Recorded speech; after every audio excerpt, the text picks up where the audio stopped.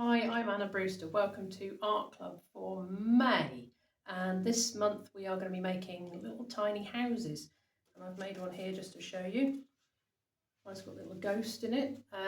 We're going to be needing a piece of card, just something that you can paint on either side of, something that the ink won't bleed through. Pen, pencil, a ruler. I know this is revolutionary, hardly ever use them, but that's what we're going to be using today.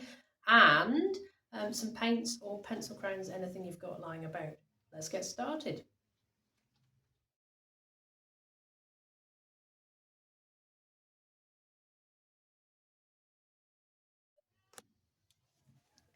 Okay, so first off, all you need is a piece of white card or very thick paper.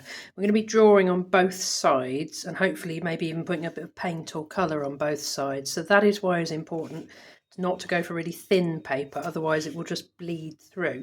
So what we're going to do first is we are going to use two tools that you will rarely see me waving about. This is a ruler. Doesn't see the light of day in the studio very often. This is a rubber. This also doesn't see the light of day in the studio very often. I am going to use them for this though, because there is nothing more irritating than everything coming out a bit wonky when you are drawing something like this. So what you need to do is find your halfway point, the midpoint of this, and a piece of paper should be, this one weirdly isn't, but it should be 30 centimetres across. So the midpoint is going to be there.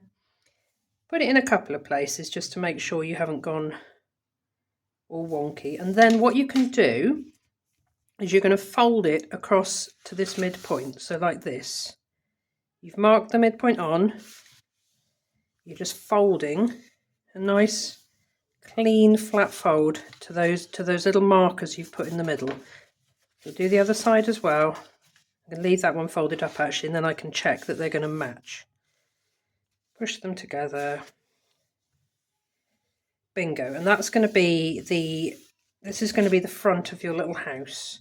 Now, unless you want to make a mansion, which would be cool, but it would take you quite a long time because each room is quite a long task. I wouldn't overreach on the first one. So what I'm going to do is make a little house, a bungalow.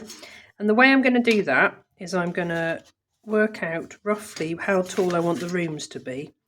And, you know, again, ruler, quite useful for this. Room's going to be about that tall.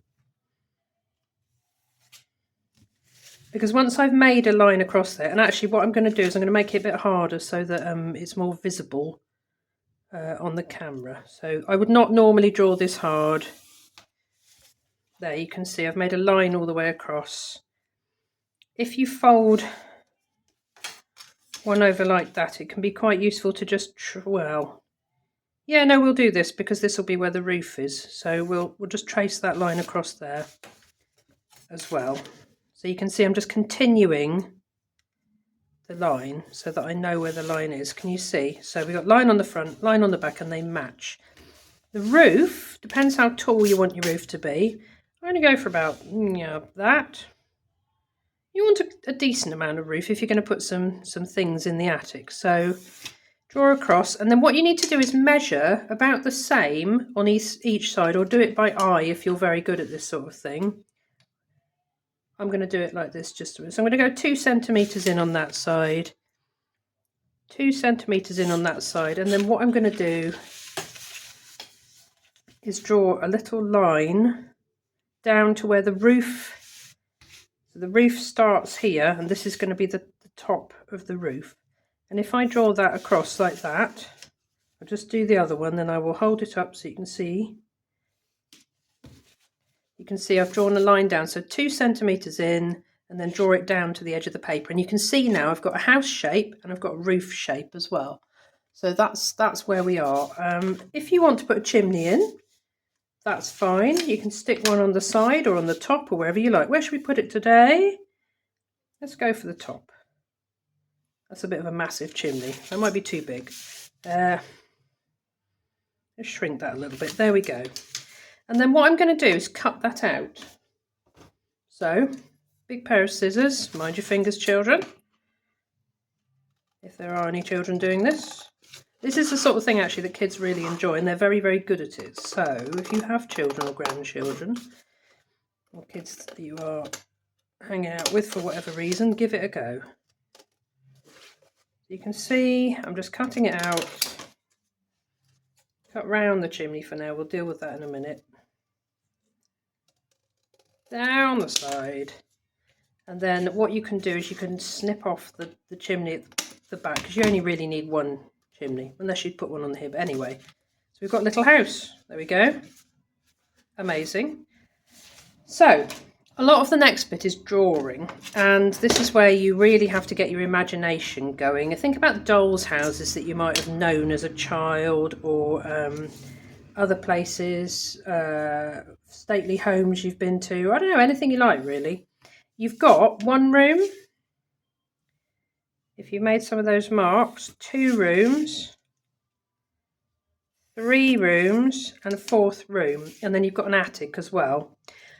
The tricky bit with this is obviously thinking about how you're going to draw in the insides of the rooms. And what I don't want to do is get too hung up on perspective, because you could, if you were in the mood, draw everything really. I'll show you what I mean. So say if I've got a room like this, I could theoretically draw everything with perfect perspective so that the whole room went back. So if I had a table, it would have to go like that. Well, you know, we could do that, but we would actually go mad. So we're not going to be doing that at all. We're going to be a bit kind of slapdash when it comes to perspective. And anything that is tricky, we're going to draw in the flat, kind of on the back. Now, what I do want to do is give the rooms a sense of depth, though. So if you just go from the corner to the other corner, just really lightly, and do it the other way there. So I've gone down here, down there, and then we'll do it again down there. So we've got 2 lines going this way. We're going to have 2 lines going that way. And then what you can do is you can put in a little bit of wall, because you want to have some wall, don't you? Let's put it in there. So by doing that, I know I've got a back wall, I've got a wall on the side, and I've got some floor as well. And I'll be able to rub that out, probably not in midair, but let's give it a go anyway.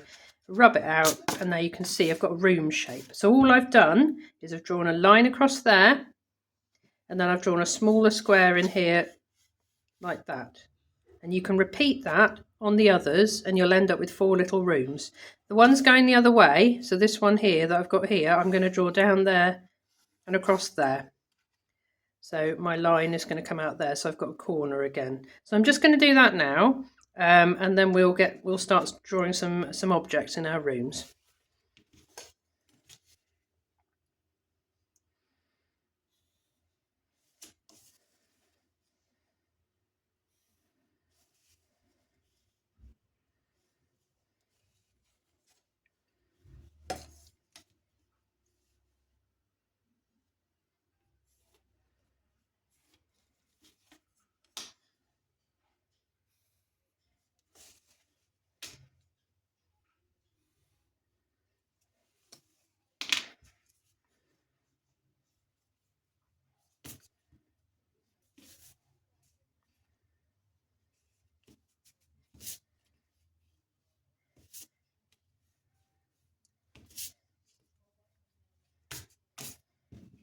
Okay, there we go. So we've got 4 rooms here.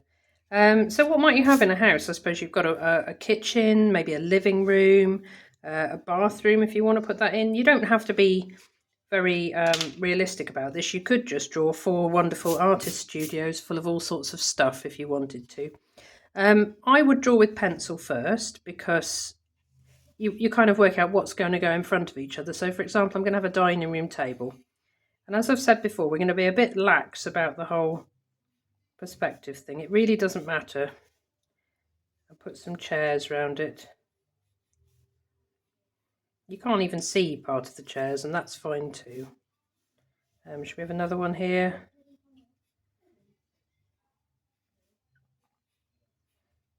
Actually, I might put that one there. So we're just drawing in pencil because it means we can rub out, and we'll put some little plates on the table. Maybe a little vase of flowers as well. It's quite a big vase of flowers. And then thinking about what might be behind that, I'm going to start penning some of this in because it's much easier for you to see what I'm doing when I'm working in pen. So there's a chair back.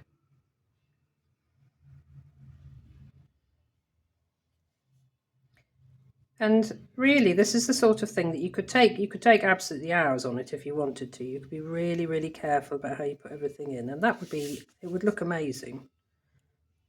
I hope that some of you will perhaps even go for that. And some of you might do it in a completely slapdash way, how I'm doing it, which is also fine. Because as you know, I like a bit of slapdash.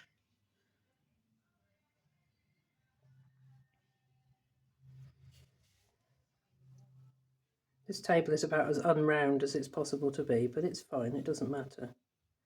My whole house is it's gonna look as though it's been attacked by Dali or somebody somebody who drew wobbly things all over the place.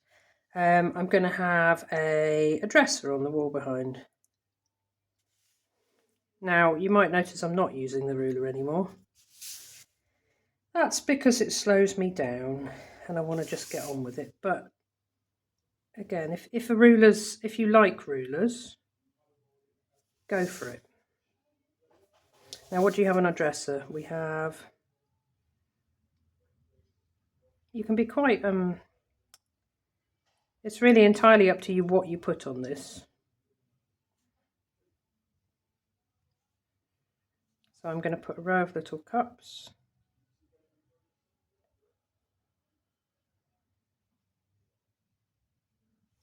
Some plates.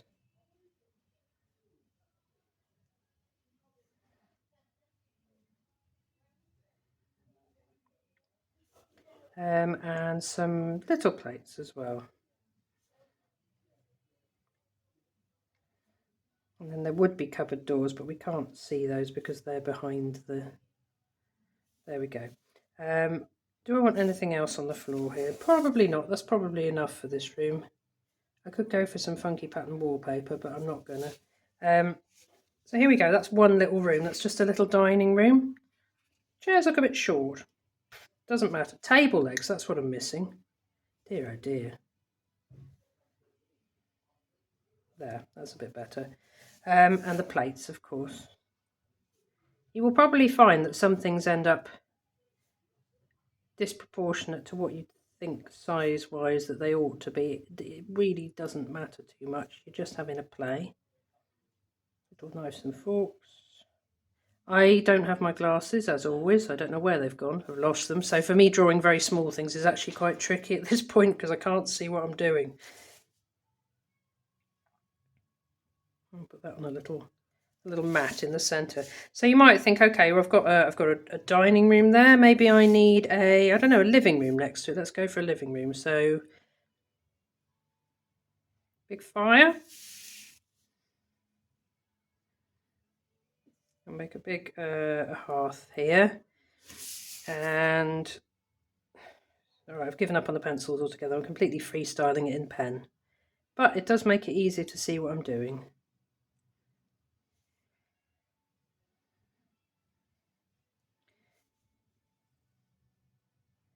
Now this is an interesting bit because I've got like a hearthstone here, and I'm thinking, what am I going to do? How am I going to do that? Well, it's going to go out slightly at the corner just so it sort of works better. And we'll have some little tiles down here. Bob, bob, bob. There we go. Okay. Is there anything else in my room? Yes. I'm going to have a great big wingback armchair. I love a wingback armchair. Here we go. This is going to be quite a wonky drawing.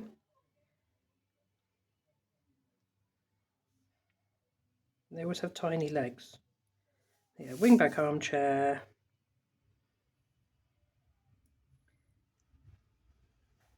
A rug, and I think if you're going to have a rug, you kind of need a cat on it. So this is the quickest cat you're ever going to get. There we go. Little tiny cat on the rug. Again, no glasses, can't really see what I'm doing. You can put in your room bits if any of them are kind of the edges of the room, if you can see where they need to be. So we've got a little chair. There we go. We have a nice light fitting from this one as well. So we will have a nice stripy light fitting. There we go. Don't have to put light fittings in, it's entirely up to you.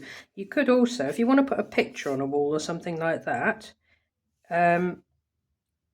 you can do this. What I'd do is I'd go from the corner and across, and that will give you a top line. Go from the corner and down here, and that will give you a bottom line. Your side line needs to be straight. It needs to match the wall. So this is a little bit of cheeky perspective here. So again, if you were doing this with a ruler, side line goes like that. Bottom, oh, sorry, not side line. Top line goes like that. Bottom line goes like that. I've missed, I haven't. There we go. Bottom line goes always from the corner. And then your verticals are always dead vertical. You don't mess with the ones that are going straight from top to bottom. They stay how they are. So we've got a little picture here on a thing. Some trees. There we go. Something on the mantelpiece. Got a thing about jugs at the moment. Let's put some little jugs on the mantelpiece. You'll find the more you draw, the easier it gets, because you start getting a bit kind of sets of things always look nice. You get more and more relaxed about it as you go along. So okay, so we've got a nice fireplace. We've got a kitchen. So what I can do is I can draw the edges of those rooms as well, actually, so which I should have done from the start. So let's just do that. You can tell how often I don't use a ruler. I'm going to get it right to the end. There we go. And just put in some walls. Always useful when you're drawing a house.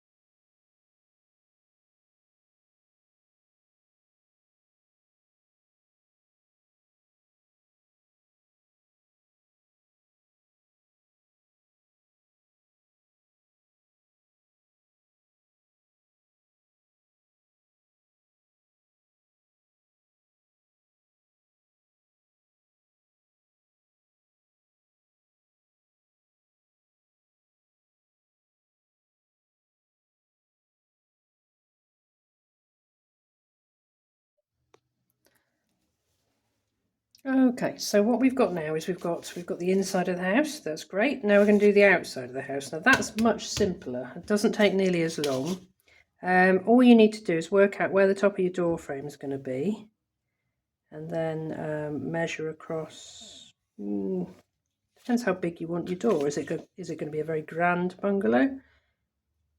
I'm going for about a centre and a half either side of the centimetre and a half either side of the fold, and that will include also a lintel on the top, maybe a little one on the bottom, and then the doors I'll start to draw them in.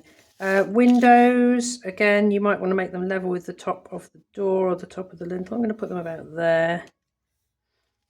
You can measure these. I shall put mine a centimetre in from the edge. They're quite big windows. There, that'll be about right. And then whatever height window you want. Interestingly, you will notice that we haven't actually put the windows in on the inside, so this is what I mean when I say you don't have to be particularly precise about any of this, because you're drawing windows on one side that aren't there on the other. It's fine, it doesn't matter. It gets very complicated if you try and put the windows in as well. So my door is going to be, I'm going to switch to pen now just so you can see what I'm doing. Am I going to have a window in the roof? I might. Yeah, I'm going to actually.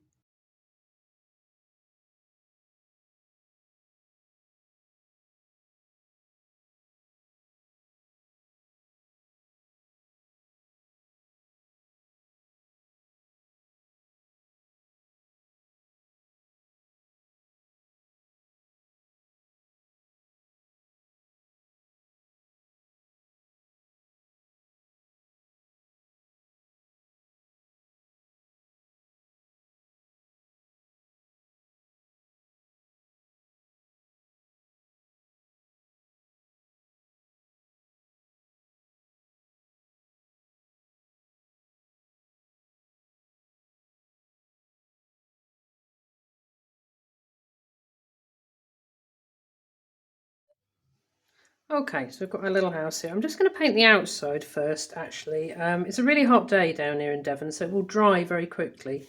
I'm going to use a little bit of, we'll have some slate on the roof. Just like that. So I've got my watercolour palette here, and I am just going to paint. If you're worried about accidentally painting on the inside of things, you can always do it like this, which will lower the odds, I think.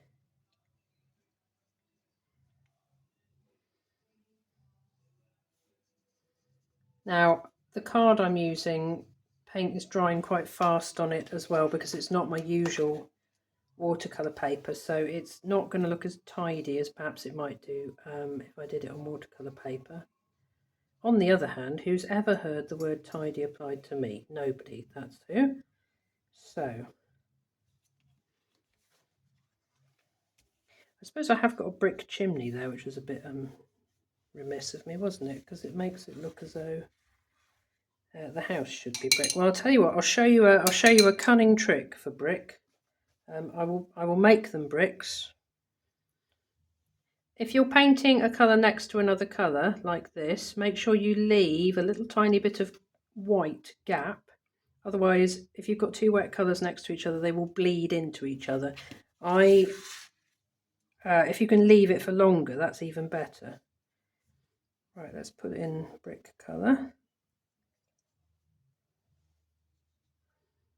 You might think this is quite a big brush for painting something like this, and you would be right, it is, but it's got a very good point on it, so it's fine. It means it holds a lot of paint. I have made this rather difficult for myself though, because I've put the palette within shot of the camera, but being left-handed, it means I'm catching my hand on it all the time. Problem is, if I put it on the right hand side, it will drip across the painting, so you should always have your palette on the side that you are. There we go, see, that's coming out quite nice. Always have the palette on the side that you are your dominant hand. Basically, that's where you want it. Okay, here we go. I've got some nice light red paint here. Really good brick colour. You'll find this in most paint sets. If you have a paint set at home, it looks brown. It is brown. Still don't know why it's called light red. I've gone on to the back a bit here, but you've got two choices with the back, really. Either you can carry on doing... I could paint the whole of the back as well. I'm not going to because of time restraints, but you absolutely could do the whole thing. And that would be quite nice. So if you feel like doing that, it's all good. Should have put curtains in the window, shouldn't I? But I haven't. So we'll just put in some glass like that. Right, I'm going to have to leave those bits to dry now. So what I'll do is I'll pause it for a second, and then I will start painting the inside and the other little bits on here. Okay, so the back is now dry enough for me to have a little go at painting the front now. No, other way around. The front is now dry enough for me to have a go at painting the back. Goodness me. Can't even get the words the right way around. I just noticed a bit more rubbing out that needs doing on my armchair. Okay, so this is pretty small. This may not be small enough for this. I might even have to go for a smaller brush.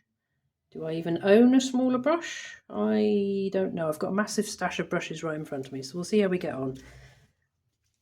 I'm going to paint these things one room at a time, and the way I would do this is I would concentrate on a small number of colours. Don't go mad and paint 1,000 colours in each room. It's just nicer to kind of keep it quite restrained. So let's do the living room first. So what I'm going to do is I've got a nice little orange fire in the grate. So to match that, what else can I paint orange? Well, the rug would look nice orange. Let's get the rug happening. What I didn't do in any of these actually was to draw wallpaper on, and you absolutely can draw wallpaper on. It can be as fiddly as you like. Depends how good your glasses are. The big chair also is going to be orange. Just make sure you see that. Yes, you can. Good, good, good.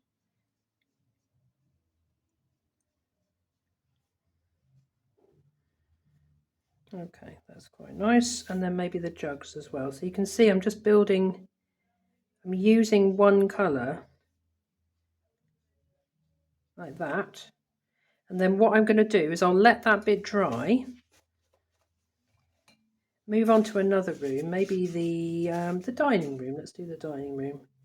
So we'll get a little bit of brown for the table, and I'll use a deeper brown for the dresser behind it. So brown will be a theme colour for this room. And what you do is you pick maybe 3 colours if you can try and keep it really limited. That's almost part of the challenge. And stick to 3 colours per room. Okay, so there's our little table. I'm just going to pick up some more brown, a little bit deeper. There we go. Just popping this on here. And I'll be able to put the plates in, and other bits will be coming. They'll be all similar colours probably. Okay. I'll show you how to do a wall as well, because it's quite useful to have a bit of a think about this. So my kitchen is going to be quite blue. My water pot here is absolutely disgusting, so bluey murky colour might happen. Let's get some blue. So I've got just a little bit of cobalty blue. What I'm going to do is I'm going to put in the back of the wall, leave some space around the lights. This is when the smaller brush would be useful, but I am going to persevere with this gigantic brush.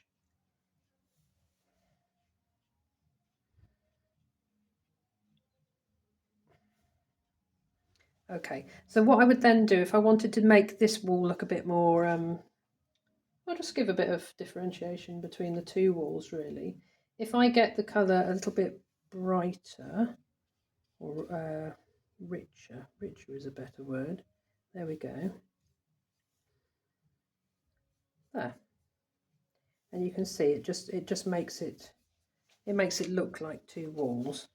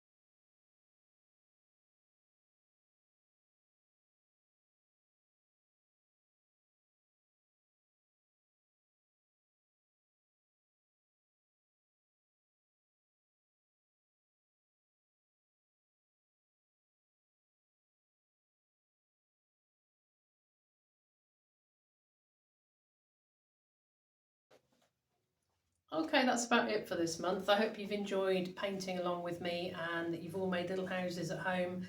They can take quite a little while, but I think they're worth doing, particularly if you wanted to make a special card for somebody.